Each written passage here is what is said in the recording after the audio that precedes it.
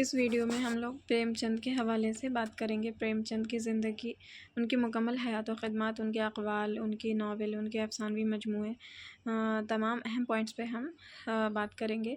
تو چلیے شروع کرتے ہیں۔ پریم چند کی پیدائش 1880 میں بنارس کے لمحی نام کے گاؤں میں ہوئی تھی۔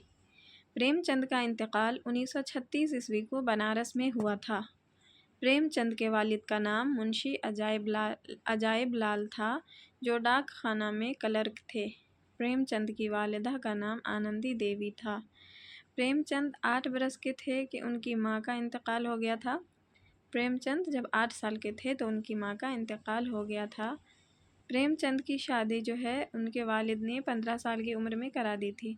پریم چند جب صرف 15 سال کے ہی تھے تو ان کے والد نے ایک زمیندار گھرانے میں ان کی شادی کرا دی تھی 15 سال کی عمر میں۔ پریم چند نے 1998 میں میٹرک کا امتحان 2nd ڈویژن سے پاس کیا تھا۔ انہوں نے میٹرک میں 2nd ڈویژن حاصل کیا تھا۔ 2nd ڈویژن سے پاس ہوئے تھے۔ 1898 میں انہوں نے میٹرک کیا تھا۔ پریم چند نے 1901 میں اپنی ادبی زندگی کا آغاز کیا تھا ناول لکھ کر، اور اس کا نام تھا ایک ماموں کا رومان۔ ایک ماموں کا رومان لکھ کر انہوں نے اپنی ادبی زندگی کا آغاز کیا تھا 1901 میں۔ پریم چند کا پہلا ناول اسرار معابد ہے، جو بنارس کے ایک ہفتہ وار آواز خلق میں اکتوبر 1903 سے قسط وار شائع ہونا شروع ہوا تھا، جو کہ 1905 ان کا جو سب سے پہلا ناول ہے اسرار معابد، جو بنارس کے ایک ہفتہ وار آواز خلق جو رسالہ ہفتہ وار تھا، اس میں 1903 سے قسط وار شائع ہونا شروع ہوا تھا، اور یہ 1905 تک شائع ہوتا رہا اور نامکمل ہی رہ گیا۔ اس کے بعد شائع ہونا بند ہو گیا تھا۔ نامکمل ناول ہے یہ ان کا۔ پریم چند کی دوسری شادی 1905 میں ایک بیوہ جو بال ودھوا تھی، شورانی دیوی اس کا نام تھا، سے ہوئی تھی، جن کی عمر صرف 13 سال تھی اس وقت۔ شورانی دیوی کی 13 سال کی عمر تھی اور وہ بال ودھوا تھی، یعنی بیوہ تھیں، اور ان کی شادی ہوئی تھی پریم چند سے، دوسری شادی ہوئی تھی۔ پریم چند نے انگریزی، تاریخ اور فارسی کے مضامین میں الہ آباد یونیورسٹی سے BA کا امتحان پاس کیا تھا 1919 میں۔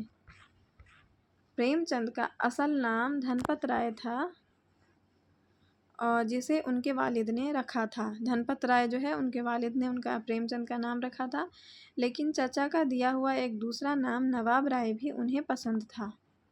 پریم چند نے اپنے دوست دیا نارائن نگم، جو کہ رسالہ زمانہ کے ایڈیٹر تھے، کے مشورے پر پریم چند کے نام سے لکھنا شروع کیا تھا۔ بڑے گھر کی بیٹی سب سے پہلے پریم چند کے نام سے پریم چند نے لکھا تھا۔ پریم چند کے اس سے پہلے وہ جو ہے پریم چند جب انہوں نے دیا نارائن نگم نے انہیں مشورہ دیا تھا کہ پریم چند کے نام سے لکھنے کے لیے، تو پریم چند کے نام سے انہوں نے سب سے پہلے بڑے گھر کی بیٹی لکھی تھی۔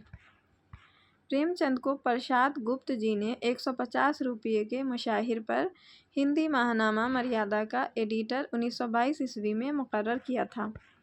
پریم چند نے 1923 میں بنارس میں سرسوتی پریس قائم کیا تھا۔ فراق گورکھ پوری اور 2 اور حصص داروں کی شراکت سے انہوں نے سرسوتی پریس قائم کیا تھا بنارس میں۔ پریم چند نول کشور پریس، لکھنؤ، ہندی ماہنامہ مادھوری کے مدیر 1929 میں بنے تھے۔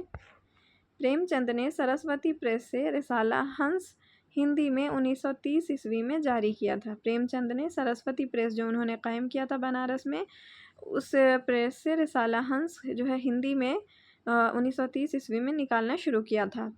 پریم چند نے ہفتہ وار اخبار جاگرن بنارس سے 1931 میں جاری کیا تھا۔ پریم چند نے ہفتہ وار اخبار جاگرن بنارس سے 1931 میں جاری کیا۔ پریم چند کی فلموں کے لیے پہلی کہانی میں مزدور ہے۔ انہوں نے فلموں کے لیے جو پہلی کہانی لکھی تھی اس کا عنوان تھا میں مزدور۔ پریم چند نے ترقی پسند مصنفین کی پہلی کانفرنس کی صدارت کی تھی، جو 1936 میں لکھنؤ میں منعقد ہوئی تھی۔ پریم چند کی تصانیف اب ہم ان کی تصانیف دیکھ لیتے ہیں۔ سب سے پہلے ناول کہ ان کے ناول کون کون سے ہیں، تو اسرار معابد جو کہ ان کا پہلا ناول ہے اور نامکمل ناول ہے، جو 1903 عیسوی سے قسط وار نکلنا شروع ہوا تھا اور 1905 تک نکلتا رہا تھا، لیکن یہ اس کے بعد 1905 عیسوی کے بعد نکلنا بند ہو گیا تھا، تو یہ نامکمل ناول ہے۔ ہم خرما، ہم ثواب، کشنا، روٹھی رانی، جلوہ ایثار، بازار حسن، گوشہ عافیت، چوگان ہستی، پردہ مجاز، نرملا، بیوہ، غبن، میدان عمل، گودان، منگل سوتر، یہ سب ان کے ناول ہیں۔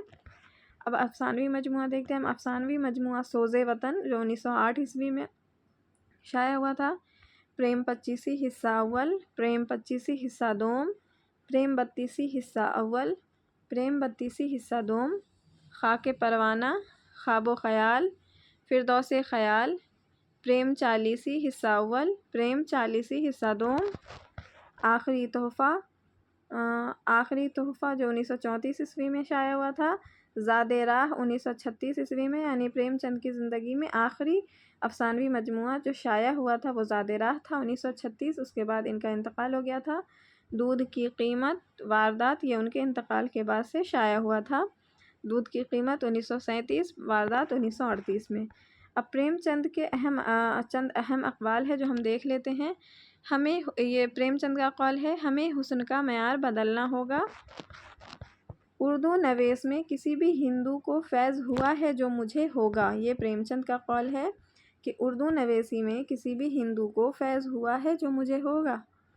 مجھے یہ کہنے میں تأمل نہیں کہ میں اور چیزوں کی طرح فن کو بھی افادیت کی کسوٹی پر پرکھتا ہوں۔ مجھے یہ کہنے میں تأمل نہیں کہ میں اور چیزوں کی طرح فن کو بھی افادیت کی کسوٹی پر پرکھتا ہوں۔ ہماری کسوٹی پر اب وہ ادب کھرا اترے گا جس میں تفکر ہو، آزادی ہو، آزادی کا جذبہ ہو، حسن کا جوہر ہو، تعمیر کی روح ہو، زندگی کی حقیقی روشنی ہو۔ پریم چند کا کہنا ہے کہ ہماری کسوٹی پر اب وہ ادب کھرا اترے گا جس میں تفکر ہو، آزادی کا جذبہ ہو، حسن کا جوہر ہو، تعمیر کی روح ہو، زندگی کی حقیقی روشنی ہو۔ فاقہ اور عریانی میں حسن موجود ہو سکتا ہے، اسے شاید وہ تسلیم نہیں کرتا۔ اس نے طے کر لیا ہے کہ رنگین ہونٹوں اور رخساروں اور ابروؤں میں فی الواقع حسن موجود ہے۔ الجھے ہوئے بالوں، پپڑیاں پڑے ہونٹوں اور رخساروں میں حسن کا گزر کہاں؟ لیکن یہ اس کی تنگ نظری کا قصور ہے۔ فاقہ اور عریانی میں حسن موجود ہو سکتا ہے، اسے شاید وہ تسلیم نہیں کرتا۔ اس نے طے کر لیا ہے کہ رنگین ہونٹوں اور رخساروں اور ابروؤں میں فی الواقع حسن موجود ہے۔ الجھے ہوئے بالوں، پپڑیاں پڑے ہونٹوں اور رخساروں میں حسن کا گزر کہاں؟ لیکن یہ اس کی تنگ نظری کا قصور ہے۔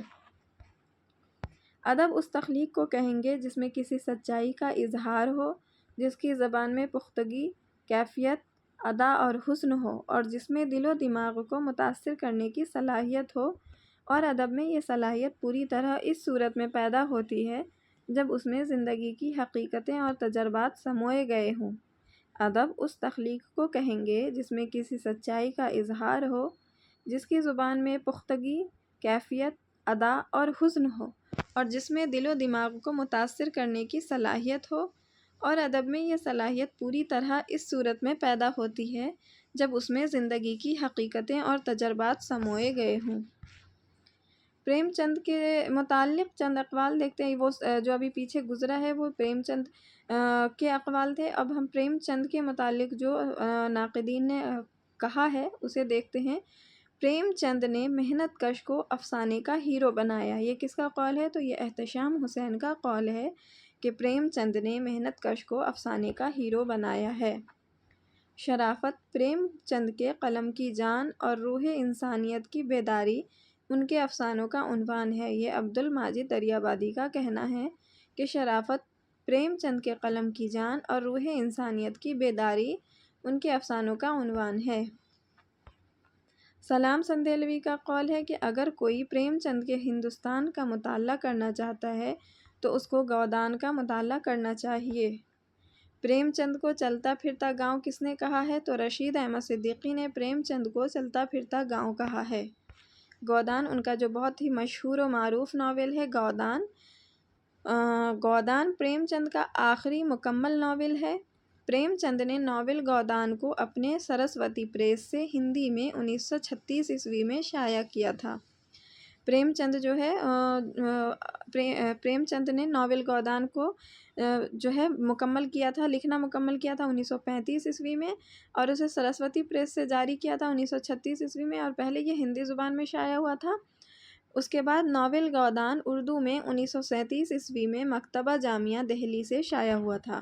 اس کے پہلے ہندی میں یہ شائع ہوا 1936 میں، اس کے ایک سال کے بعد 1937 میں مکتبہ دہلی سے جو ہے شائع ہوا تھا اردو زبان میں۔ پریم چند گودان لکھتے وقت ممبئی میں مقیم تھے۔ گودان میں پریم چند نے اس وقت کے سماج اور کسانوں، مزدوروں اور سرمایہ داروں کی کشمکش بیان کی ہے۔ گودان میں پریم چند نے اس وقت کے سماج اور کسانوں، مزدوروں اور سرمایہ داروں کی کشمکش کو بیان کیا ہے۔ رام بلاس شرما کا خیال ہے کہ گودان میں کسانوں کی دکھ بھری زندگی کے لیے پریم چند کی ہمدردی جتنی بڑھ گئی ہے، انہیں لوٹنے والوں یعنی جو غریب طبقے کو لوٹنے والے جو تھے ان کے خلاف ان کا طنز بھی اتنا ہی گہرا اور تیکھا ہو گیا ہے۔ گودان پریم چند کا آخری ناول ہی نہیں بلکہ ان کے افق کی بھی آخری منزل ہے، یہ سلام چندیلوی کا قول ہے۔ اور یہ رام بلاس شرما کا خیال ہے کہ گودان میں کسانوں کی دکھ بھری زندگی کے لیے پریم چند کی ہمدردی جتنی بڑھ گئی ہے، انہیں لوٹنے والوں کے طبقوں کے خلاف ان کا طنز بھی اتنا ہی گہرا اور تیکھا ہو گیا ہے۔ گودان پریم چند کا آخری ناول ہی نہیں بلکہ ان کے افق کی بھی آخری منزل ہے، یہ سلام چندیلوی کا قول ہے۔ ڈاکٹر سلام چندیلوی کے مطابق اگر کوئی پریم چند کے ہندوستان کا مطالعہ کرنا چاہتا ہے تو اس کو گودان کا مطالعہ کرنا چاہیے۔ ناول گودان کا پلاٹ جو ہے وہ 596 صفحات پر پھیلا ہوا ہے۔ اس میں دیہات، شہر دونوں کی زندگی کے شور و شر کو اپنے اندر سمیٹے ہوئے ہے۔ گودان 36 ابواب میں منقسم ہے۔ یہ جو ہے اہم پوائنٹس تھے پریم چند اور ان کے ناول گودان کے حوالے سے۔